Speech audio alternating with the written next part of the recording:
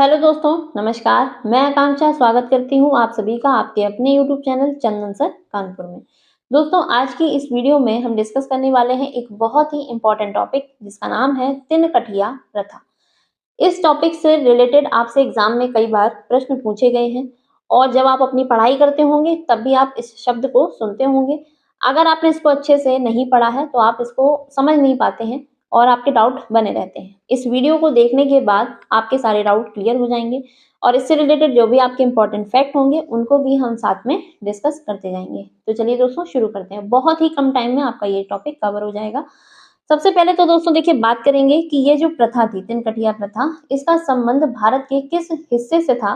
तो आपका आंसर हो जाएगा, इसका संबंध भारत के बिहार राज्य के चंपारण जिले से था।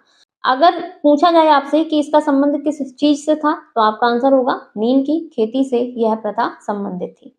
तो दोस्तों, यह प्रथा आखिर थी क्या, समझते हैं सबसे पहले इसे। तो ये जो तिनकठिया प्रथा थी, इस प्रथा के तहत चंपारण जिले के किसानों को अपनी कुल जमीन के हर 20 कट्ठे में से 3 कट्ठे पर नील की खेती करनी पड़ती थी। कट्ठा जो है ये जमीन भूमि मापन की इकाई हुआ करती थी, ठीक है। और यह जो प्रथा थी चंपारण जिले में, ये ब्रिटिश गवर्नमेंट के द्वारा शुरू की गई थी। अब यहाँ पर चंपारण के किसानों से जबरन नील की खेती करवाई जाती थी। कौन करवाता था? ब्रिटिश सरकार करवाती थी, ठीक है।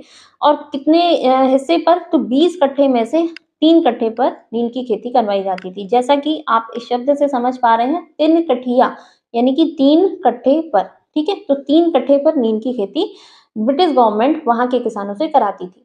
तो अब दोस्तों होता क्या था, नील की खेती के कारण वहां की जमीन की उर्वरता धीरे धीरे कम हो रही थी और बहुत ज्यादा इस पर प्रभाव पड़ रहा था, जिसकी वजह से वहां के किसानों को अपनी जमीन पर अन्य दूसरी फसलें उगाने में बहुत ज्यादा दिक्कत आ रही थी। तब चंपारण के किसानों में से ही एक किसान व्यक्ति थे जिनका नाम था राजकुमार शुक्ल।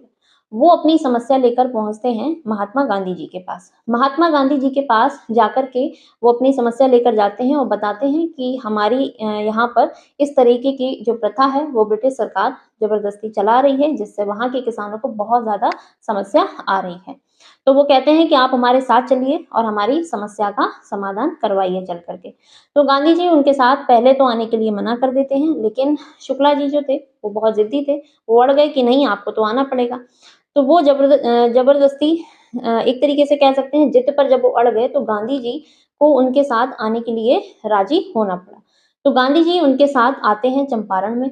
चंपारण में आकर के जब उन्होंने खुद अपनी आंखों से वहां पर वहां के किसानों की समस्याओं को देखा, तो उनको समझा, उनकी परेशानियों को समझा। तो तब उन्होंने इस प्रथा के विरोध में चंपारण में 1917 में एक सत्याग्रह चलाया, जिसको हम जानते हैं चंपारण सत्याग्रह के नाम से। दोस्तों, इसी सत्याग्रह को भारत में ब्रिटिश हुकूमत के खिलाफ अहिंसक विरोध का पहला उदाहरण भी माना जाता है। तो दोस्तों, गांधी जी की इस सत्याग्रह के बाद ब्रिटिश गवर्नमेंट को चंपारण कृषि अधिनियम 1918 पारित करना पड़ा, और जिसके तहत, इस अधिनियम के तहत आपकी जो तिनकठिया प्रथा थी वह समाप्त हो गई। तो दोस्तों, बहुत ही कम टाइम में हमने एक बहुत ही इंपॉर्टेंट टॉपिक डिस्कस किया है जिसका नाम तिनकठिया प्रथा था। अगर आपको यह वीडियो अच्छा लगा है तो इसको लाइक और शेयर और हमारे चैनल को सब्सक्राइब करना ना भूलें। आने वाले समय में ऐसे ही आपको इम्पॉर्टेंट जो आपके टॉपिक रहेंगे उनको हम बहुत कम टाइम में डिस्कस करने की पूरी कोशिश करेंगे और आपको ऐसे ही बेहतरीन वीडियो हमारे चैनल पर मिलते रहेंगे। तो दोस्तों, मिलते हैं आपसे अगली वीडियो में, तब तक के लिए जुड़े रहिए हमारे साथ। नमस्कार दोस्तों, जय हिंद।